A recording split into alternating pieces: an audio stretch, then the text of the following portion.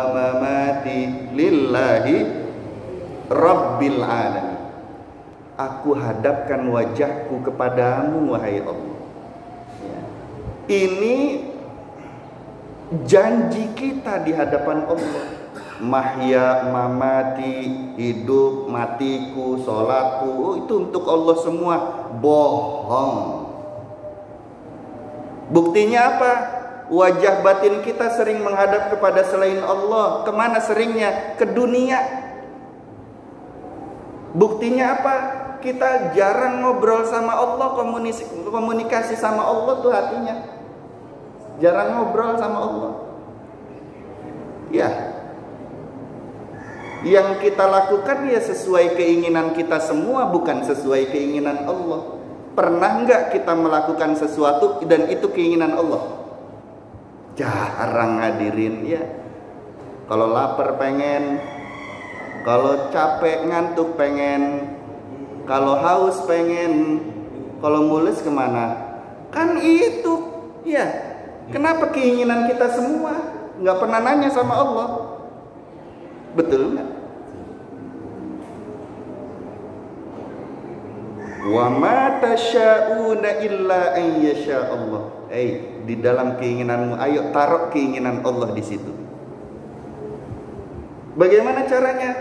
Ini udah ada minuman nih. Bagaimana akhlak di hadapan Allah? Komunikasi sama Allah. Ya. Alhamdulillah, maha baik Engkau ya Allah. Terima kasih telah memberikan minuman ini kepada hamba-Mu ini ya Allah. Komunikasi. Ya Allah, boleh diminum enggak ya? Kata Allah, boleh, minum. Pernah begitu? Ya Allah, saya pengen berangkat kerja nih. Diizinin enggak ya Allah? Diizinin, jalan. Kenapa hatinya enggak pernah ngobrol begitu sama Allah? Keinginan kita melulu yang didahulukan. Kira-kira Allahnya cemburu enggak? Kita menuhankan diri sendiri melulu, enggak menuhankan Allah. Halo? Allahu Akbar, Allahu Akbar. Keinginan kita yang jalan ke masjid. Ya. Gimana caranya biar keinginan kita itu adalah keinginannya Allah juga? Sangkutkan keinginan yang bermartabat di hadapan Allah. Ya Allah, Kau telah memanggil diriku melalui azan ini. Maka ya Allah, aku berniat, berkeinginan, bertujuan untuk menyambut panggilan-Mu berupa ibadah sholat di masjid sesuai dengan yang diajarkan Rasulullah SAW. Ya Allah, tolong hamba-Mu ini ya Allah. Ngobrol sama Allah, yang ngobrol di perjalanan akhirnya ngobrol terus sama Allah.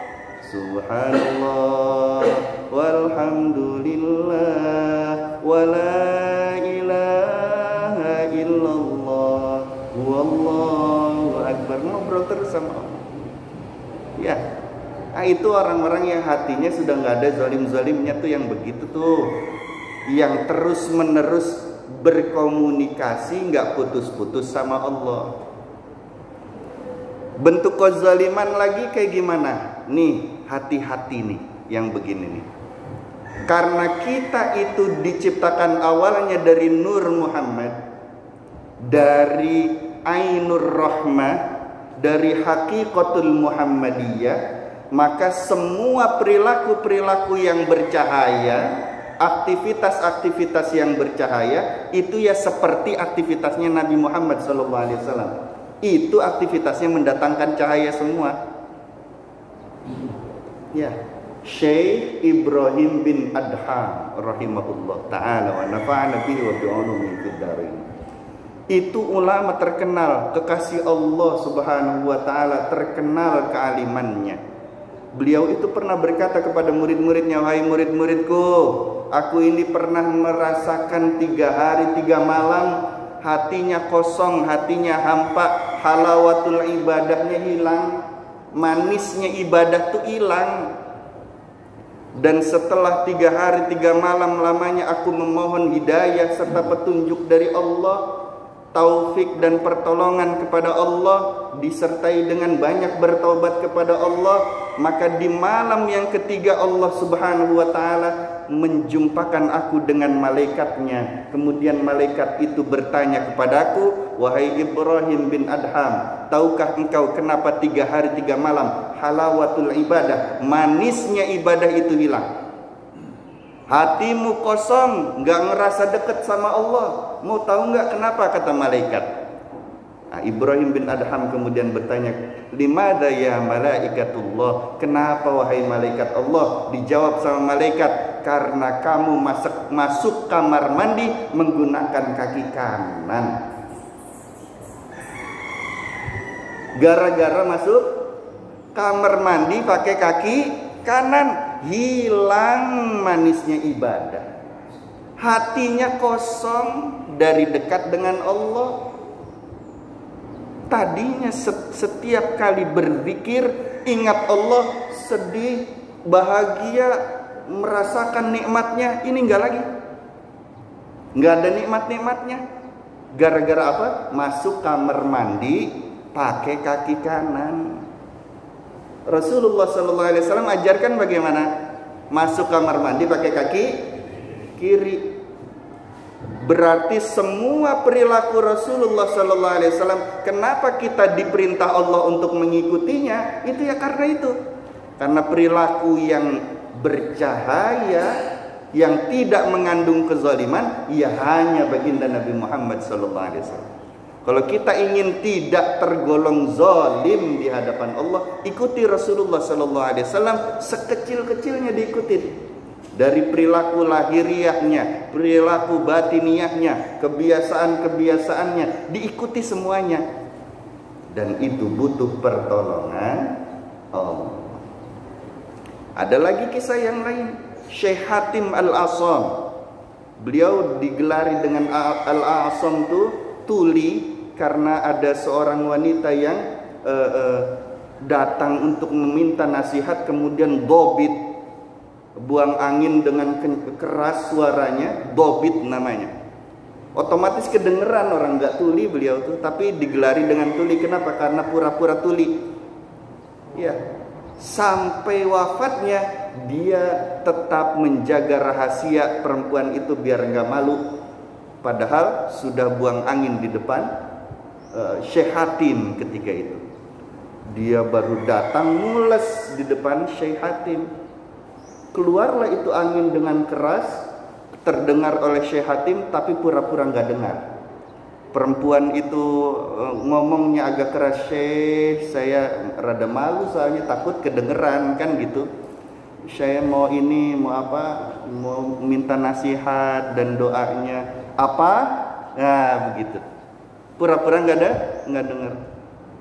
Mau minta nasihat dan doanya, dikeraskan lagi. Apa?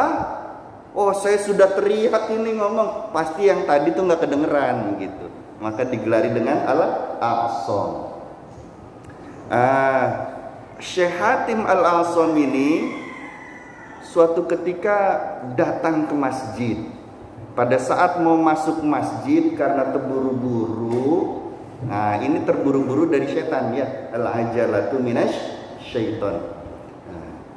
Terburu-buru itu dari syaitan, wa ta'anni minallahi ta'ala, sedangkan tidak terburu-buru itu dari Allah Subhanahu wa taala. Datang ke masjidnya buru-buru, takut ketinggalan berjamaah, masuk ke masjidnya itu pakai kaki kiri. Sudah ada di dalam masjid, Syekh Hatim langsung balik lagi keluar. Pakai sendalnya lagi, berjalan lagi, ya, balik lagi ke masjid, sampai balik lagi ke masjid, copot sendalnya cara Rasulullah, masuknya cara Rasulullah, baca doa cara Rasulullah, niat-niatnya cara Rasulullah SAW. Ya, ada yang memperhatikan, wahai Syekh, tadi kan kamu udah ada di dalam masjid, kenapa harus balik lagi pakai sendal keluar masuk lagi? Apa jawaban Syekh Hatim Al-Asam? Sungguh saya itu malu di hadapan Allah kalau masuk masjid tidak seperti Rasulullah SAW. Karena saya tahu setiap kali saya berperilaku tidak seperti baginda Rasul, maka gelaplah hatiku. Nah, sekarang berapa banyak perilaku Rasulullah yang tidak kita lakukan? Pakai baju sembarangan, nggak baca doanya, pakai sendal, nggak tahu yang kanan apa yang kiri dulu, ngelepasnya bagaimana juga. Betul nggak? Halo? Kalau Rasulullah pakai masker enggak, Pak?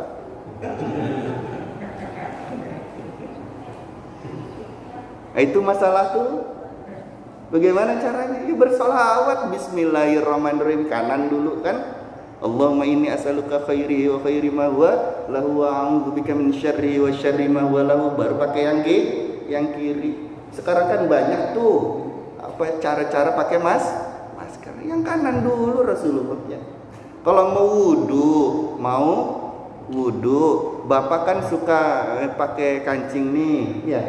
Yang kanan dulu apa yang kiri dulu yang digulung tangannya? Halo? Kanan dulu apa kiri dulu? Kiri. Gini. Iya. Baru yang sebelah sini. Kenapa demikian? Alhamdulillah. Seperti melepas pakaian. Jadi ngegulung tangan aja tuh harus pakai doa, ya. Bismillahilladzi la ilaha illahu. Bismillahilladzi la ilaha illahu. Udah selesai wudhu, kanan dulu ditariknya. Baru yang kiri. Yang kanan baca lagi doa. Allahumma inni as'aluka khairihi wa khairi ma huwa lahu wa a'udzubika min syarrihi wa syarri ma huwa lahu. Sampai segitunya hadirin. Pakai cincin, ngelepas cincin, pakai doa. Pakai peci, ngelepas peci, pakai doa. Semua ada aturannya. Sekarang potong kuku, apa doanya? Halo? Kita kan harus ngikutin baginda Rasul, betul. Baginda Rasul potong kuku enggak? Potong kuku. Ada sunnah-sunnahnya. Sebelah mana dulu, jari yang mana dulu, telunjuk yang terakhir, kan begitu. Tunjuk kanan yang terakhir, dari sini. Hari-hari yang nggak boleh motong kuku, ada nggak? Ada sunnah-sunnahnya. Nah, terus baca doanya apa? Doa potong. Halo? Yang copot dari tubuh kita itu mayit namanya. Yang copot dari tubuh kita itu mayit. Kuku ini terlepas dari tubuh kita, ya, maka dia akan menjadi mayit.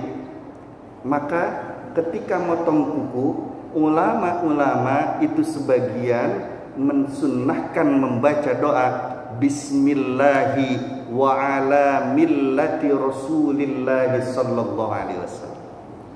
Bismillahi wa ala millati Rasulillahi sallallahu alaihi wasallam. Dengan nama Allah, wa ala millati, dan atas ajaran cara hidup, millah itu ya, Rasulillahi sallallahu alaihi wasallam. Kalau nggak tahu doanya, Bismillah, itu cara yang bagus. Alhamdulillah. Kenapa harus Bismillah? Karena kalau nggak Bismillah, yang selain Allah nanti yang datang. Kita pakai baju nggak pakai Bismillah, syaitannya ikutan dipakein baju. Kita makan nggak pakai Bismillah, sama aja kita nyuapin itu setan yang ganggu kita itu dikasih makan. Paham ya? Makanya kullu amrin dzibalin la yubda'u fihi bismillahirrahmanirrahim fahuwa aqta. Barang siapa yang memulai satu pekerjaan tidak dengan bismillahirrahmanirrahim, maka terputus dari rahmat Allah dan keberkahan dari Allah. Kenapa terputus dari rahmat dan keberkahan dari Allah? Karena tidak bersama-sama Allah, enggak dengan Allah, tidak mengatasnamakan Allah. Ya, yang lain yang datang berarti. Nauzubillahi min. Nah sekarang begini, kondisi hati kita harusnya terus menerus ingat Allah, betul? Tapi pada kenyataannya banyak lupa sama Allah. Disuruh Allahnya zikir yang banyak, hadisnya suruh ingat Allah yang banyak. Nyatanya banyak lupa sama Allah Subhanahu wa ta'ala. Itu kenapa? Karena banyak kezoliman. Bagaimana caranya menghapus kezoliman selain berwudu tadi? Itu panjang kali lebar ya Pak. Intinya saja. Apa udah selesai ini? 1 jam lebih hadirin ngomong begitu doang ya. Masya Allah. Terusin jangan hadirin. Ya. Intinya buat cara membersihkannya enggak muluk-muluk, enggak usah jauh-jauh. Kita buka aja surah Al-Anfal ayat 33. Untuk membersihkan diri dari kezaliman biar gak diazab Allah.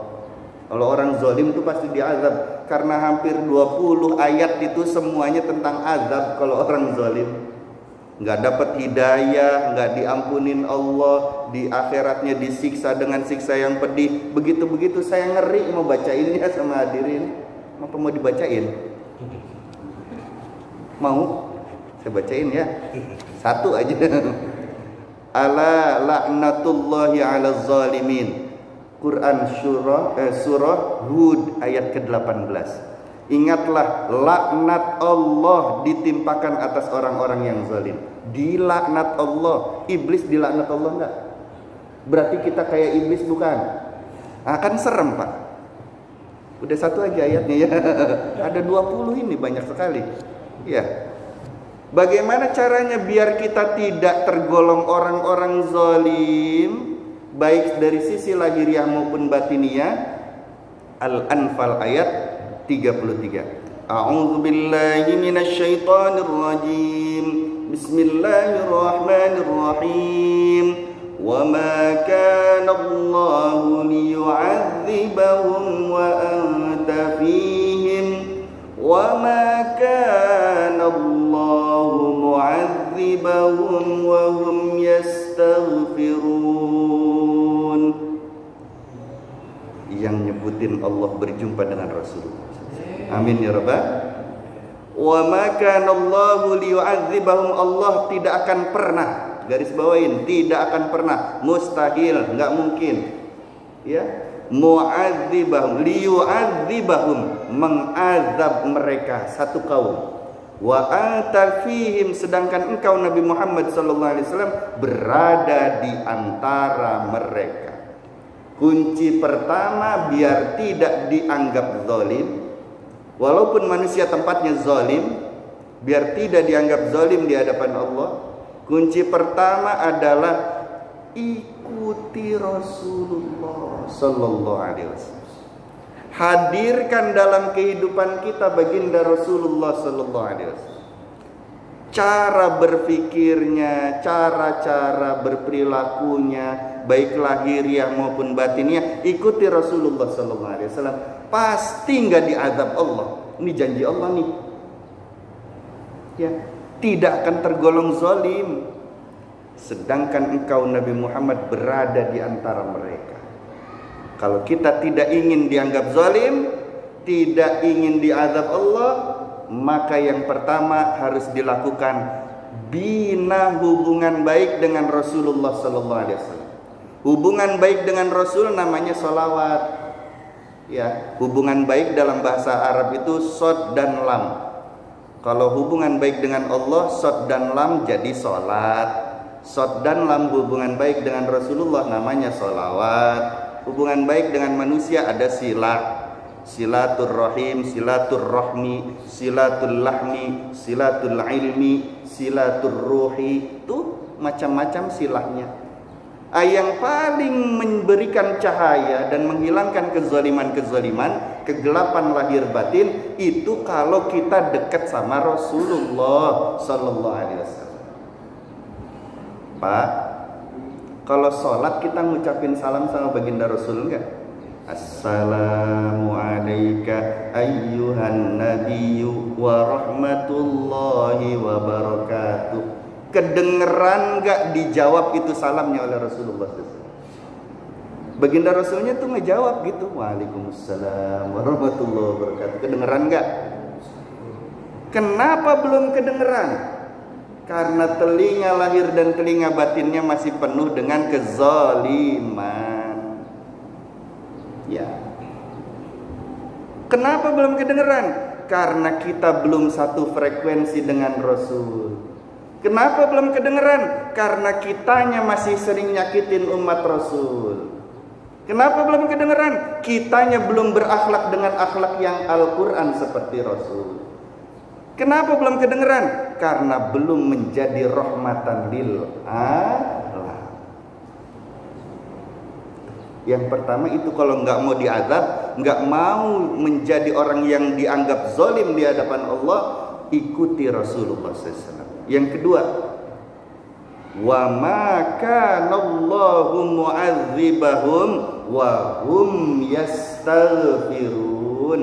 Dan Allah tidak akan mungkin mengazab satu kaum selama mereka beristighfar kepada Allah Subhanahu wa ta'ala.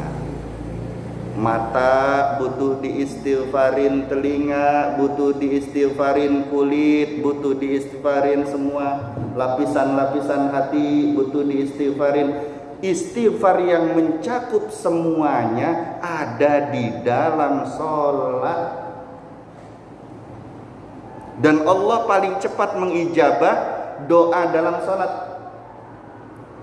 Salah satu sunnah yang diajarkan Rasulullah sallallahu alaihi wasallam diriwayatkan oleh Imam Muslim dari Sayyidina Ali karramallahu wajhah, bahwasanya baginda Rasulullah sallallahu alaihi wasallam, kana Rasulullah sallallahu alaihi wasallam idza qama ila sholati yakunu min akhiri ma yaqulu baina tasyahud wa taslim. Di antara itu duduk tahiyat akhir dan sebelum salam, baginda Rasulullah sallallahu alaihi wasallam selalu membaca ini, kata Sayyidina Ali karramallahu wajhah. Apa yang dibaca? Allahumma ighfirli ma qaddamtu wa ma akhartu wa ma asrartu wa ma a'lantu wa ma asraftu wa ma anta a'lamu bihi minni antal muqaddimu wa antal muakhiru la ilaha illa anta. Ini hadisnya sahih dari Imam Muslim. Baginda Rasul setiap kali tasyahud tahiyat akhir baca doa ini. Artinya sunnahnya muakkad, sunnahnya kuat. Apa doanya? Allahumma ighfirli, ya Allah ampuni aku, ma qaddamtu, dosa-dosa yang telah lalu, wa ma akhartu, dan dosa yang akan datang, wa ma asrartu, dosa yang aku rahasiakan, wa ma a'lantu, dosa yang aku kerjakan dengan disengaja, dengan terang-terangan, ya, wa ma asraftu, dosa yang aku lakukan dengan itu berlebih-lebihan dosanya, ya. Wa ma anta a'lamu bihi minni, dan ada dosa yang hanya engkau yang tahu terhadap diriku, ya Allah. Kita nggak tahu itu dosa, tapi Allah tahu itu dosa. Ada nggak yang begitu? Ada. Minta diampuni semua oleh Allah Subhanahu wa ta'ala. Ini dosa yang mencakup dosa lahir, dosa batin, minta diampunin ketika tasyahud. Itu diajarkan oleh baginda Rasulullah SAW. Setelah itu kan banyak istighfar-istighfar yang lain. Ada Sayyidul Istighfar, betul? Ada istighfarnya Nabi Ibrahim alaihissalam. Kenapa itu sampai diabadikan oleh Allah doanya Nabi Ibrahim dalam Al-Quran? Karena saking bagusnya itu istighfar. Apa istighfarnya Nabi Ibrahim alaihissalam? Surah Ibrahim ayat 41. Rabbana ghfirli wali walidayya walil mu'minina yauma yaqumul hisab. Ya, mungkin itu saja dulu ya. Kelamaan hadirin. Terusin jangan. Oh, masih lanjut terus. Hati-hati kalau istighfar, yang istighfarnya semacam ini nih, astaghfirullahalazim, hatinya tidak tidak menghadap kepada Allah, makruh hukumnya. Allahnya nggak mau ngampunin. Maka ulama-ulama ahli hikmah itu menghukumi makruh. Jangan pakai yang itu kalau hatinya tidak menghadap kepada Allah ketika membaca Astaghfirullahalazim. Kalau membacanya Rabbana ghfirli atau Rabbi ghfirli, walaupun hati tidak menghadap, tidak makruh. Kenapa bisa begitu ya? Karena kalau astaghfirullah mendahulukan diri daripada Allah. Tapi kalau Rabbil Firli mendahulukan kemaha ampunannya Allah daripada diri yang di hadapan Allah. Menenggelamkan keakuan, mendahulukan Allah, itu akhlak yang terbaik. Maka doanya Nabi Ibrahim alaihissalam diabadikan oleh Allah, Rabbana ghfirli, mendahulukan Allah, menenggelamkan keakuan. Ya. Wali walidayya, dan kedua orang tuaku, walil mu'minina yauma yaqumul hisab. Ya. Jadi ingat, kalau membacanya istighfar itu astaghfirullah, hatinya harus betul-betul menyesal, sedih terhadap dosa yang pernah dilakukannya. Hatinya harus menghadap begitu. Kalau tidak, Allahnya malah sebel, malah nggak suka sama kita. Nauzubillah min. Baca istighfar tapi Allahnya malah murka, bagaimana coba? Kan aneh hadirin. Kita sih nganggapnya apa? Udah diampunin aja sama Allah. Saya udah baca istighfar, astagfirullah, astagfirullah, astagfirullah, astagfirullah, astagfirullah. Ngerasanya udah diampunin sama Allah. Padahal Allahnya lagi istidraj. Kan gimana? Lagi menjauh dari kita. Nauzubillah ini. Bagaimana kondisinya kalau begitu?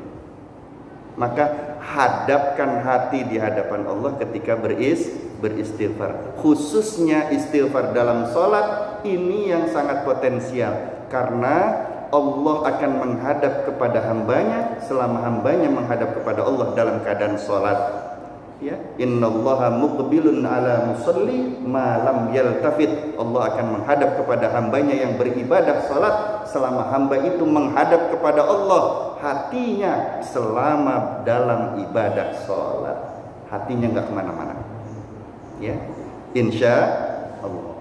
Maka kita memohon kepada Allah agar kita tidak tergolong orang-orang yang zalim di hadapan Allah. Kita memohon kepada Allah agar Allah mengampuni dosa lahiriah kita, dosa batiniah kita, dosa yang telah lalu, dosa yang akan datang, dosa yang disengaja dan tidak disengaja, dosa yang kita pahami maupun yang tidak kita pahami, dan dosa yang hanya Allah saja yang maha mengetahui bahwa itu adalah dosa-dosa kita. Semoga dosa-dosa itu diampuni oleh Allah semuanya. Semoga Allah juga mengampuni hal yang sama kepada kedua orang tua kita, kepada anak-anak keturunan kita, kepada saudara-saudara kita, kepada tetangga-tetangga kita, kepada orang-orang yang berbuat zalim kepada kita, kepada orang-orang yang pernah kita zalimi, dan semoga Allah mengampuni juga seluruh umat Nabi Muhammad SAW, semua muslimin muslimat, mukminin mukminat. Al-Fatihah.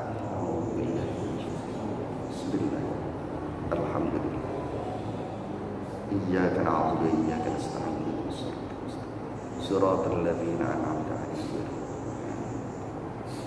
Subhanakallahumma wa bihamdika asyhadu an la ilaha illa anta astaghfiruka wa atubu ilaik. Sallallahu alaihi wasallam Muhammad walhamdulillahirabbil alamin. Assalamualaikum warahmatullahi wabarakatuh.